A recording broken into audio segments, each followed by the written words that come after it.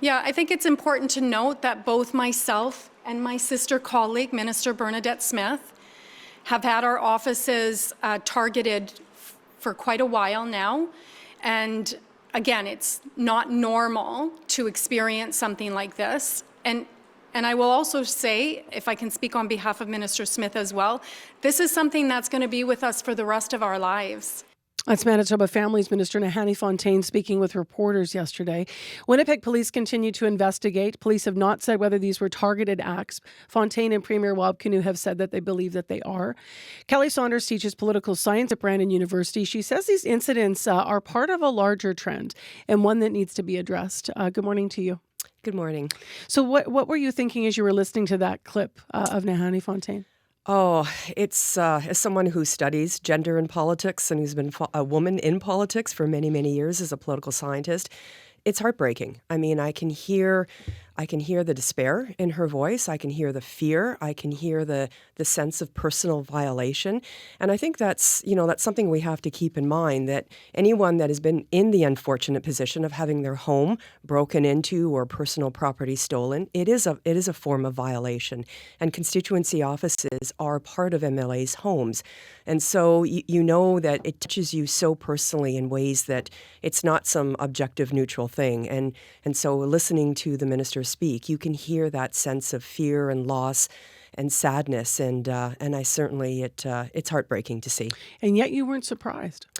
No, I wasn't, and that also saddens me as well. I mean, we're seeing increased violence happening to politicians. We've been seeing this for a while, really with the rise of social media, and then just the increased negativity and ugliness that we're seeing in our politics everywhere.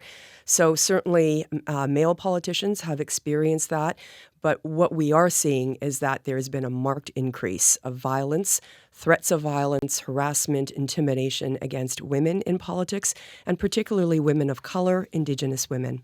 So this is the wider trend that you were always referring to. Yes, absolutely. And we're seeing it around the world. It's not like Winnipeg or Manitoba is a bit of an outlier.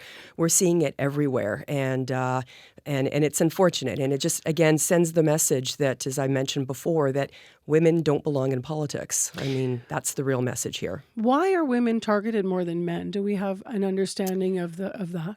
We do. I mean, and you just have to look at the numbers of underrepresentation to show that there's statistics to back this up. It's not just gender scholars like me that are saying, politics is not a welcoming place for women.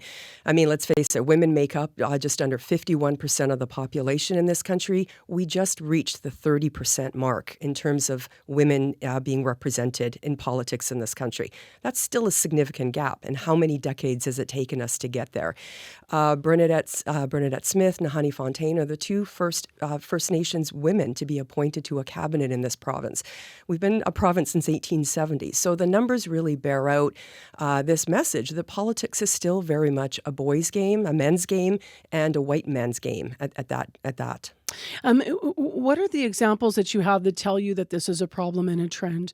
Obviously you're looking at the representation not being equal, but I'm wondering when you're talking about women being targeted and Indigenous or racialized women in politics, that is being targeted more. What are some examples that you have that come to mind? Absolutely. There's a whole body of scholarly evidence and research studies where politicians have been interviewed and where surveys have been conducted, statistics, numbers have been gathered about how many times have you experienced violence over social media? How many times has your personal property been vandalized? How many times has someone threatened you over Instagram or left troubling messages on your voicemail at work?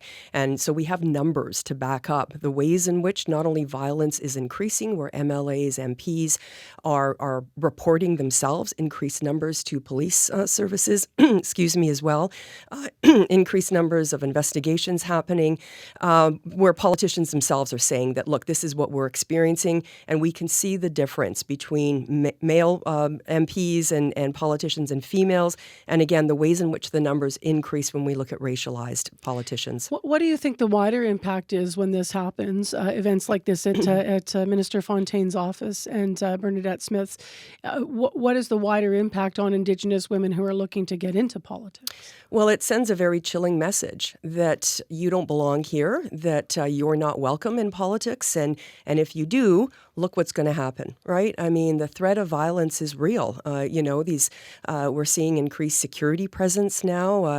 MLAs, MPs, cabinet ministers have to travel with security detail, and so it's certainly not going to encourage people from thinking about politics as a potential welcoming and inclusive place for them, or something that they might want to do down the future. It's going to really dampen the representation. What needs to happen to better protect politicians from marginalized backgrounds than that are already serving?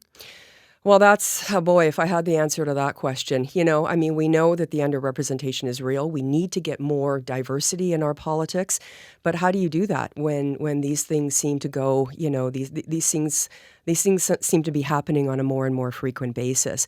I think it's really incumbent on our politicians to really not weaponize these kinds of situations when they come up, to call out bad behavior and gendered behavior and racialized behavior when they see it happening, not to do that themselves, and to, they're the ones in positions of authority, so they have to set the right tone for everybody.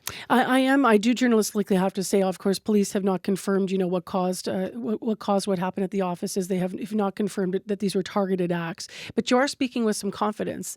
We did hear from the leader of the opposition earlier this hour, who kept going back to the fact that, yes, police have not determined that these were targeted acts. Why are you speaking with that confidence? Well, first of all, because this is part of the larger trend that we're seeing. It's not like this is a one-off event.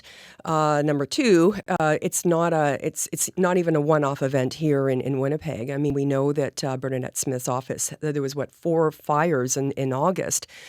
So this is this is not one thing that happened, right? There are a number of events that have been happening, and for us as social scientists, I mean, we don't play into coincidences, right? It's not a coincidence for me that you've got 2 women, 2 Indigenous women, high-profile cabinet ministers whose offices have been targeted. It's not happening to other MLAs.